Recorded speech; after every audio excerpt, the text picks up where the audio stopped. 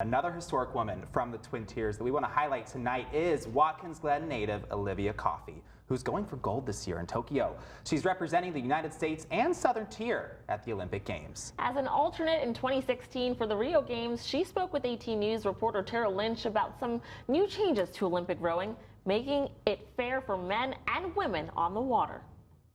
From Burdett to Tokyo, Olivia Coffey has waited for this moment for the past 10 years. After leaving the area for school, she returned in 2020 amid a global pandemic to train in her home community. I was in Watkins Glen. I was lifting with a local teacher. I was rowing on the inlet. I was basically training on my own. Her dad, a former silver medalist in the Montreal Games in the men's pair, so competition runs deep in her family.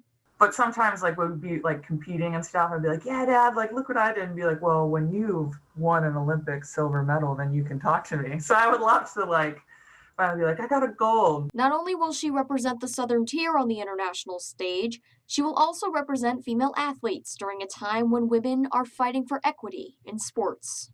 When you kind of step back and you look at like the national media coverage, you realize how far behind women's athletics are.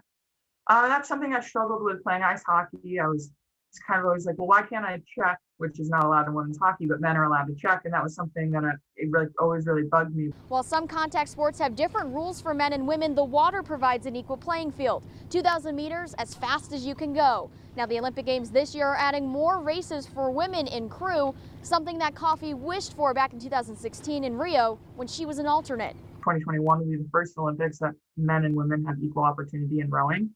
So what they've done is they've changed some of the events around so men and women can have equal numbers. And that's, it's really encouraging to see, because as an alternate in 2016, if they had had equal opportunity for women, I might have been able to go. Her Southern Tier roots still hold strong as she prepares for the biggest race of her career.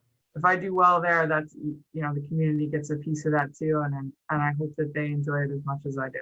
The U.S. Women's 8 is going for their 4th straight Olympic gold, and the races begin July 24th on NBC. For 18 News, I'm Tara Lynch.